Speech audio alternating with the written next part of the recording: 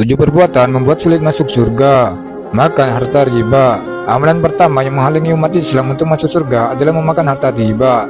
Dalam hukum Islam, riba adalah bunga atau melibatkan jumlah pinjaman. Allah Subhanahu wa Ta'ala sangat melarang umatnya untuk melibatkan diri dengan riba, sebab pada dasarnya riba hukumnya adalah haram.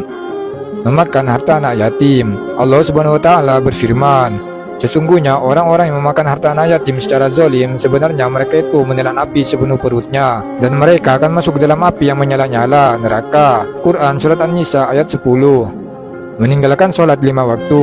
Allah Subhanahu wa Ta'ala berfirman, pada hari batis disingkapkan dan mereka dipanggil untuk bersujud, maka mereka tidak kuasa dalam keadaan pandangan mereka ditunduk ke bawah. Lagi mereka diliputi kehinaan, dan sesungguhnya mereka dahulu di dunia diseru untuk bersujud dan mereka dalam keadaan sejahtera.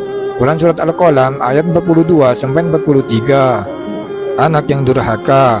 Mereka yang durhaka terhadap kedua orang tua, apabila membuat lidah orang tua terluka, tertutuplah sudah surga baginya. Allah Subhanahu wa Ta'ala berfirman, maka sekali-kali janganlah engkau mengatakan kepada orang tua perkataan "ah", dan janganlah engkau membentak keduanya, dan ucapkanlah kepada keduanya perkataan yang baik. Quran Surat Al-Isra ayat 23. Pecandu miras atau minuman keras. Allah Subhanahu wa Ta'ala melaknat peminum khamar, yang menyuguhkannya, yang menjualnya, yang membelinya, yang membuatnya, yang menyuruh membuat, yang memanggul, dan yang menerimanya.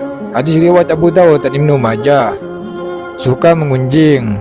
Allah Subhanahu wa Ta'ala berfirman, hai orang-orang yang beriman, jauhilah kebanyakan prasangka, karena sebagian dari prasangka itu dosa, dan janganlah menggunjingkan satu sama lain.